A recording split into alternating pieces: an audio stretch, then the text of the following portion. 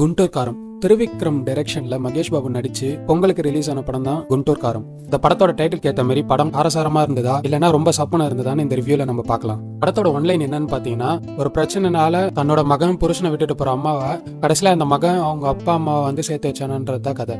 வாங்க ரிவ்யூக்குள்ள போலாம். இந்த படம் 1998 வந்து ஸ்டார்ட் ஆகுது. என்ன ஆகுதுன்னு பார்த்தீங்கன்னா, ஹீரோட அப்பா வந்து ஒரு மிளகா ஃபேக்டரி வந்து வச்சு ரன் பண்ணிட்டு இருக்காங்க. அப்போ வந்து அங்கே லோக்கல் தாதாங்கள ஃபேக்டரிக்கு வந்து நெருப்பு வச்சிடறாங்க.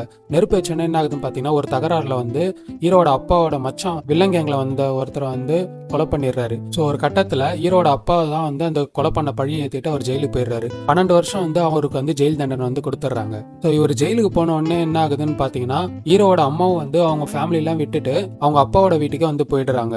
இதனால ஹீரோ பாத்தீங்கன்னா அப்பா அம்மா பிரிஞ்சு தனிமையில் தான் வாழறாரு.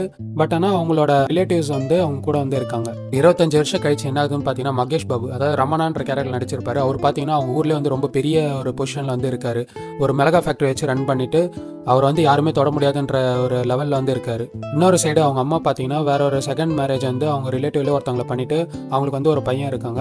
ஸோ அவங்க வந்து எம்பி எலெக்ஷனுக்கு வந்து போட்டியறதுக்கு வந்து பாக்குறாங்க. அவங்களோட ஃபர்ஸ்ட் குழந்தையில அரசியல் ஏதாவது பாதிப்பு வரும்னு சொல்லிட்டு பையன் கிட்ட வந்து சைன் வாங்கணும்னு நினைக்கிறாங்க. என்னன்னு பார்த்தீங்கன்னா, இது மாதிரி அந்த பையனுக்கும் அவங்களுக்கும் வந்து சம்மந்தம் இல்லை அப்படின்ற மாதிரி சைன் வாங்கணும்னு நினைக்கிறாங்க. ஸோ ஹீரோக்கும் வந்து கால் பண்ணி இது மாதிரி வந்து நீங்கள் சைன் போட அப்படின்ற மாதிரி சொல்கிறாங்க. ஸோ ஹீரோ அங்கே போகிறாரு. போனோடனே பார்த்தீங்கன்னா, என்னோட அம்மா வந்து பார்க்கணும், ஒரு வாட்டி பார்த்துட்டு அதுக்கப்புறம் நான் சைன் போடுறேன், அவங்களே வந்து பார்க்க சொல்லுங்க அப்படின்ற மாதிரி சொல்கிறாங்க. பட் ஆனால் அவங்க வந்து அலோவ் பண்ணல. ஸோ அதனால் சைன் பண்ணாமல் அந்த இடத்துல இருந்து ஒரு சின்ன ரகலை பண்ணிட்டு அங்கேருந்து கிளம்பிடுறாரு.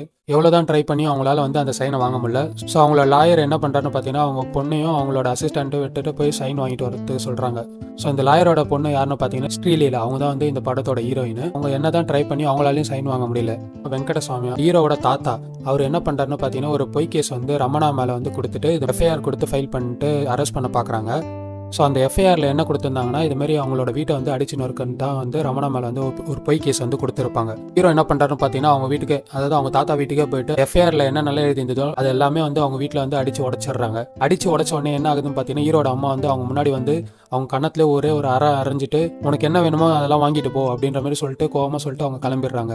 ஸோ நம்ம ஹீரோ வந்து அவங்க அம்மாவை பார்த்த உடனே என்ன பண்றாருன்னா, அவங்க அம்மாவுக்கும் ஹீரோக்கும் எந்த சம்மந்தமும் இல்லைன்ற ஒரு பத்திரத்தில் வந்து சைன் போட்டு கொடுத்துட்டு அவர் கிளம்பிடுறாரு.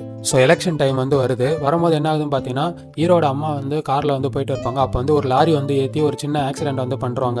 ஸோ அதனால அவங்களை வந்து ஷோல்டர்ல ஒரு சின்ன இன்ஜுரி வந்து ஆயிருக்கும். இதை கேள்விப்பட்ட ரமணா என்ன பண்ணாருன்னா, ரொம்ப வேகமா போயிட்டு அவங்களை பார்க்கறது போறாங்க. அவங்க தாத்தா என்ன சொல்லிடுறாருன்னா, கொலை முயற்சிக்கு பின்னாடி இருந்தது ஹரிதாஸ் தான், உன்னால முடிஞ்சு அவனை போயிட்டு நீ தடுத்து பாரு அப்படின்ற மாதிரி சொல்றாரு.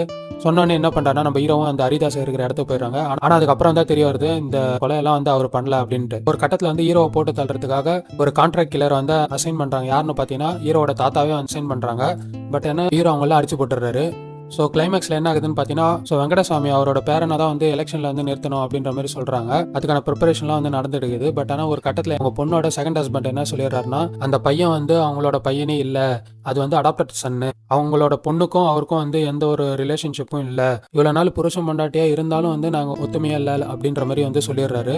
வெங்கடசுவாமிக்கு வந்து ரொம்பவே வந்து கோவம் ஆயிடுது. இது எல்லாமே பார்த்தீங்கன்னா நம்ம ஹீரோ வந்து ரமணா வந்து பின்னாடி இருந்து கேட்டுட்டு இருப்பாரு. இதெல்லாம் கேட்டவுடனே பார்த்தீங்கன்னா ரொம்பவே வந்து அவருக்கு சந்தோஷமாயிடும். ஏன்னு பார்த்தீங்கன்னா, அவங்க மேலே வந்து அவங்க அம்மாவுக்கு ரொம்ப வந்து பாசம் இருக்கு.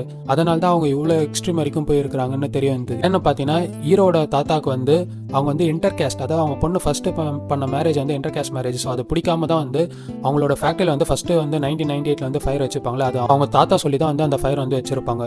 ஸோ அந்த ஃபேக்டரியில் நடந்த சின்ன விபத்துனால என்ன ஆகுதுன்னு பார்த்தீங்கன்னா, நம்ம ஹீரோட கண்ணில் வந்து தீப்பொறி மாரி பட்டு ஒரு சின்ன காயம் வந்து ஏற்படுது. ஸோ அவங்க ஒய்ஃப் வந்து அவங்களோட ஹஸ்பண்ட் அதாவது ஜெயராம் அவர்கிட்ட வந்து போய் சொல்றாங்க, இது மாதிரி வந்து ட்ரீட்மெண்ட்டுக்கு கூட்டம் போகலாம் அப்படின்னு சொல்லும் போது அவர் இங்கேருந்தே பார்த்துக்கலாம் அப்படின்ற மாதிரி சொல்றாரு. வீட்டுக்கு போயிட்டு அவங்களோட பையனை கூட்டம் போகலான்னு ரமணா அம்மா பார்க்குறாங்க. பட் ஹீரோட அப்பா என்ன பண்ணுறாருன்னு பார்த்தீங்கன்னா, அவங்களோட சிஸ்டர் கிட்ட சொல்லி கதவை வந்து சாத்த சொல்லிடுறாங்க. அதனால வந்து ரொம்ப வந்து வருத்தத்தில் அந்த இடத்த விட்டு போயிடுறாங்க. ஸோ ஹீரோக்கு பார்த்தீங்கன்னா ஒரு சைடு கண்ணு வந்து சரியா தெரியாத மாதிரி ஆயிடும். ஸோ இதனால கோவப்பட்ட ஹீரோயினோட அம்மா என்ன பண்றாங்கன்னு பார்த்தீங்கன்னா, அந்த கொலையை பண்ணது வந்து ஹீரோட அப்பா தான் அப்படின்ற மாதிரி சொல்லிடுறாங்க. வெங்கடசுவாமி அவர் சொன்ன மாதிரி அவங்க பொண்ணு வந்து 2வது கல்யாணம் வந்து பண்ணிக்கிறாங்க. 3வதா பார்த்தீங்கன்னா, ரொம்ப நாள் ஆகியும் குழந்தை இல்லை அப்படின்னு சொல்லி கேட்கும்போது என்ன பண்றாங்கன்னு பார்த்தீங்கன்னா, வேற ஒரு குழந்தைய வந்து தத்தெடுத்துக்கிட்டு இதுதான் வந்து நம்மளோட குழந்தை அப்படின்ற மாதிரி சொல்லி வளர்க்குறாங்க. இதெல்லாம் ஏன் பண்றாங்க அப்படின்னு பார்த்தீங்கன்னா, அவங்களோட மகனுக்கு வந்து அவங்க அப்பாவால் எந்த உயிர் ஆபத்தும் வந்துடக்கூடாதுன்றதுக்காக அவங்க அப்பா சொல்றதுக்கு ஏற்ற மாதிரி இவங்க எல்லாமே வந்து பண்ணிட்டு இருக்காங்க. இது பின்னாடி இருந்து கேட்ட ஹீரோவுக்கு வந்து ரொம்ப வந்து எமோஷனல் ஆயிடுவாரு. கடைசியில் ஹீரோ அவங்க அம்மா அவங்க அப்பா எல்லாருமே வந்து ஒன்று சேர்ந்துருவாங்க. இந்த மூவியை நான் தெலுங்குல தான் பார்த்தேன். தமிழ்ல இருக்க டப்டு வெர்ஷனும் வந்து அவைலபிளா இருக்கு. நீங்க பார்க்கணும்னு நினைச்சீங்கன்னா நெட்ஃபிளிக்ஸ்ல வந்து இந்த படத்தை பார்த்துக்கலாம். We'll see you on the next video. Bye.